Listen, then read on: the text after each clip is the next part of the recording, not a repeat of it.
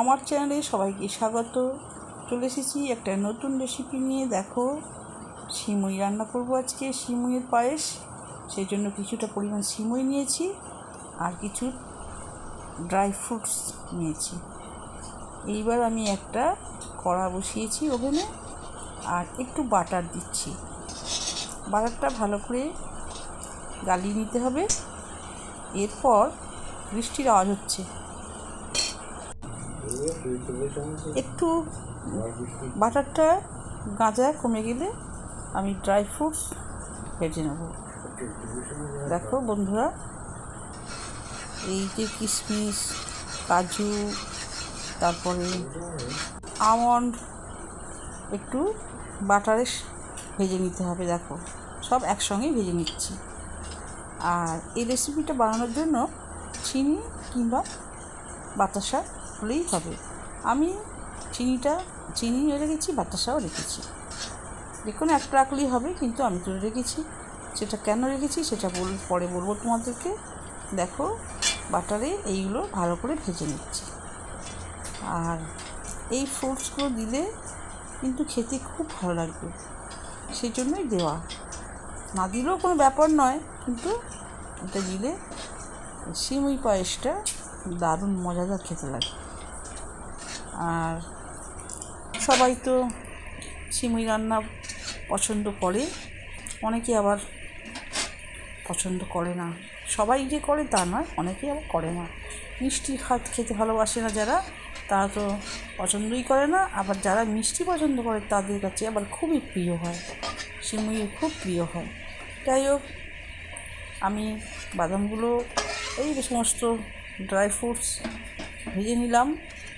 এইবার কড়াতে আর একটু বাটার দিলাম।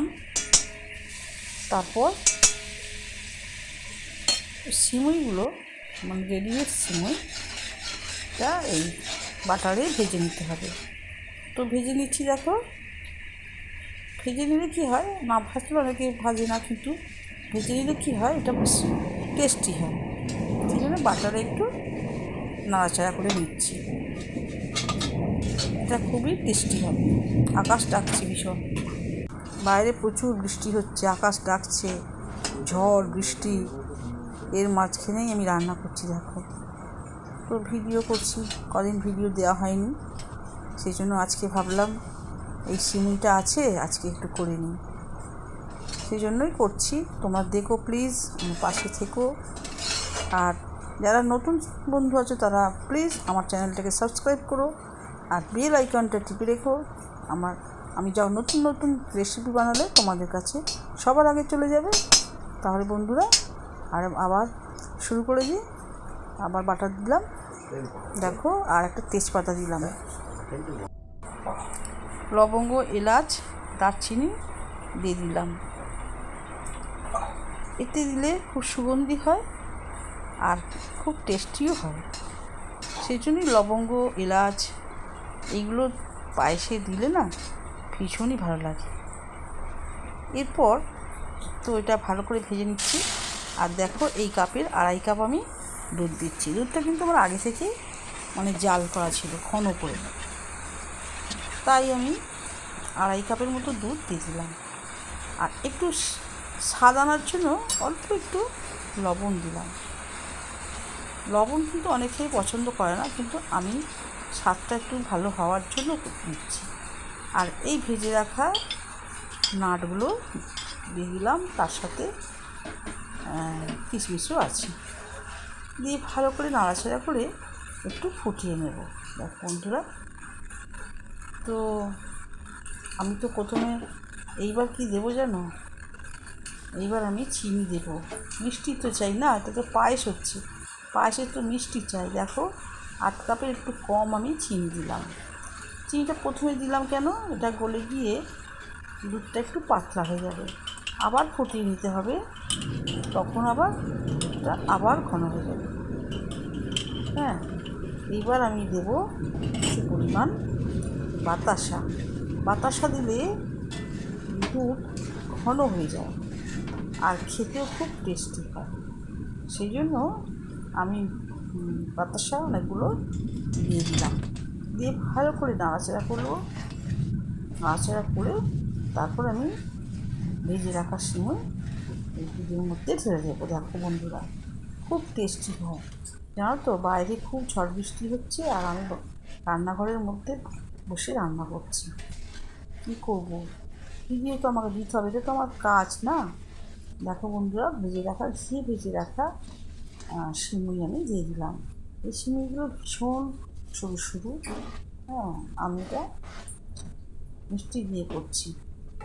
তো দেখো, তো সিমুইটা আমি ভালো করে হয়ে গেলে আর ঠেলে নেব। একটু পাতলা পাতলা রাখবো, তারপরে কিন্তু দুধটা টেনে নেবে। অনেকেই দুধ দিয়ে করে, আর অনেকে শুধুও করে, মানে জল দিয়ে। তো যাই হোক, আমি আমার ঘরে দুধ ছিল, তাই দুধ দিয়ে আমি সিমুইয়ের পায়েস বানাচ্ছি। পায়েস মানে তো দুধ, দুধ না দিলে কি পায়েস সম্পূর্ণ হয়? তো সেই জন্যই আমি দুধ দিয়ে সিমুইয়ের পায়েস বানাচ্ছি। দেখো, আর কী করে বানালে সিমুইয়ের পায়েস কিন্তু দুর্দান্ত হবে।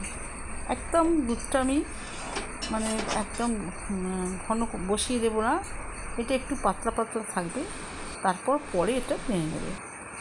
দেখো বন্ধুরা, হয়ে গেছে। কেমন হয়েছে তোমরা বলো। আমার সিমুই রান্না, সিমুই রেসিপি। এইবার রাত্রের ডিনারের জন্য কিছু পরিমাণ সবজি রেখেছি। সবজিটা আমি কেটে নিয়েছি, কুমড়ো, পটল আর আলু। এটা দেখো কীভাবে এটা বানাই। এটা তো রুটি দিয়ে, রাত্রিবেলা রুটি দিয়ে, এবার দিনের টিফিনে রুটি দিয়ে দুর্দান্ত লাগে। তো যাই হোক, আমি এখন এই সবজিটা বানাবো, তোমরা দেখতে থাকো আমি কীভাবে বানাবো। দেখো, এটা কড়া বসিয়েছি, কড়াতে তেল দিলাম, দিয়ে সব সবজিগুলো এক এক করে ভেজে রাখবো। দেখো, প্রথমে কিন্তু আমি পটলগুলো ভেজে নিচ্ছি। পটলে হলুদ না মাখিয়েছি, হলুদ না মাখিয়েছি নুন। এখন ভালো করে বেশ খড়ো খড়ো করে ভেজে নেব। দেখো বন্ধুরা, কুমড়ো, পটল, আলুর তরকারি সবাই কিন্তু পছন্দ করে, আমিও পছন্দ করি। তাই আমি পটলে না মাখিয়েছি নুন, না মাখিয়েছি হলুদ, তেলে ভালো করে বেশ লাল করে মুচমুচে করে পটলগুলো ভেজে নিলে কিন্তু খুব টেস্টি হয়। আর এখনকার পটল কিন্তু মানে জলে ভেজানো থাকে, তাই কিন্তু খেতে ভালো লাগে না।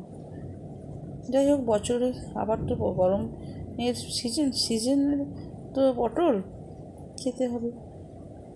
কুমড়ো, পটল, আলু কিন্তু হেভি লাগে তরকারি। আগেকার দিনে এইটাই কিন্তু মেন ছিল, আর খেতে কিন্তু হেভি লাগতো।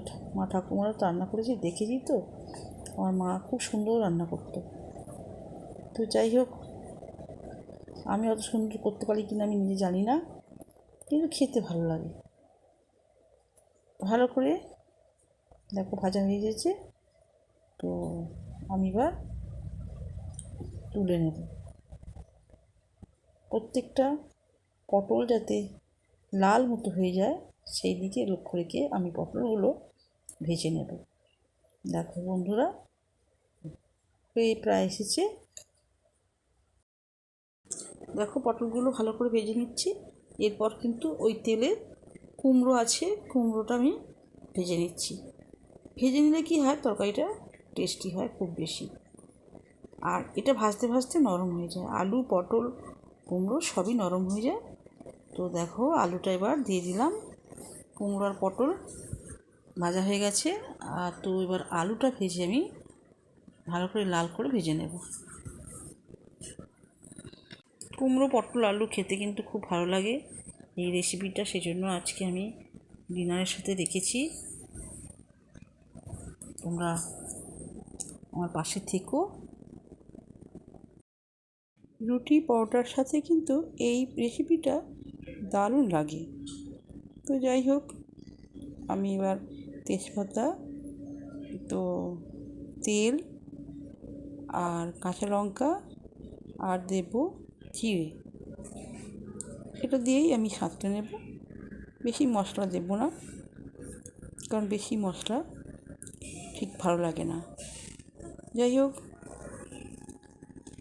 এবার আমি আলুগুলো, ভাজা আলু দিয়ে দেবো, কুমড়োও দিয়ে দেবো, দিয়ে ভালো করে নাড়াচাড়া করে নেব। দেখো বন্ধুরা, কাঁচা লঙ্কা দিয়েই করব, বেশি ঝাল দেবো না। তো কাঁচা লঙ্কা দিয়ে ভালো করে ভেজে নিতে হবে। দেখো, কাঁচা লঙ্কা দিয়ে এই কুমড়ো পটল আলুর তরকারি করলে কিন্তু খুব টেস্টি হয়, আমি দেখেছি। আর এই পুরো লঙ্কা দিলে কিন্তু ঝালটা প্রচুর হয়ে যায়, এতে বেশি ঝাল খেতে ভালো লাগে না। সেই জন্য আমি কাঁচা লঙ্কা দিয়ে করছি। তোমরা বন্ধুরা একবার কাঁচা লঙ্কা দিয়ে কুমড়ো পটল আলুর তরকারি করে খেয়ে দেখতে পারো।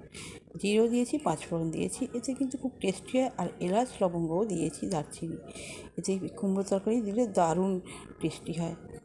আমি এবার এই ভাজা আলু আর কুমড়োটা একসঙ্গে দিলাম। তো এবার নাড়াচাড়া করে নেব। আর এর সাথে একটু নুন দিয়ে দিলাম, তারপর হলুদ দিয়ে দিলাম। দেখো বন্ধুরা, নুন হলুদ দেওয়া হয়ে গেছে। তো এইবার আবার নাড়াচাড়া করে নিতে হবে, বেশ কষিয়ে নিতে হবে আর কি। আর এবার একটু জল দিয়েছি, তারপরে আমি আদা দিয়েছি, কারণ আদাটা দিলে আমি দেখেছি কীরকম একটা কড়াটা হয়ে যায়। সেই জন্য একটু জলের উপর অল্প একটু সামান্য জল দিয়ে আর আদাটা দিয়ে কষে নেব। আর একটু ধনে গুঁড়ো দিলাম। ধনে গুঁড়ো দিলে কিন্তু দেখো বন্ধুরা, এইখানটা কিন্তু কারেন্ট চলে গেছে, বাইরে প্রচণ্ড ঝড় হচ্ছে, বৃষ্টি হচ্ছে, কারেন্ট চলে গেল। আমাদের একটু ঝড় বৃষ্টি হলেই কারেন্ট চলে যায়। আবার জল দিয়ে দিলাম, দিয়ে ভেজে রাখা পটলগুলোও তুলে দিলাম, দিয়ে ভালো করে নাড়াচাড়া করে আর ঢাকা দিয়ে দেব। আর এত মানে কি বলবো, একটু যদি আকাশ ডেকেছে, সঙ্গে সঙ্গে কারেন্ট চলে যায়। এই হয়েছে আমাদের কারেন্ট, গ্রামের কারেন্ট। একদম না আমরা গ্রামে থাকি না শহরে থাকি, কি বলবো। হ্যাঁ, ভাজা মশলা দিয়ে দিলাম। এই ভাজা মশলাটা কিন্তু খুব ভালো লাগে, সব তরকারিতে দিলে ভীষণ ভালো লাগে। কুমড়ো পটলে দিলে তো একদম দেখতে নেই, দারুণ টেস্টি হয়, সুগন্ধি এত, খুব ভালো লাগে। সেই জন্য আমি একটু ভাজা মশলা দিয়ে দিলাম। আর একটু কারেন্ট চলে গেছে তো, আর রান্নার মুডটাই চলে গেছে। দেখো বন্ধুরা, ভাজা মশলা একটু দিয়ে দিলাম আর হয়ে গেছে। কেমন হয়েছে তোমরা বলো আর ভিডিওটা দেখো।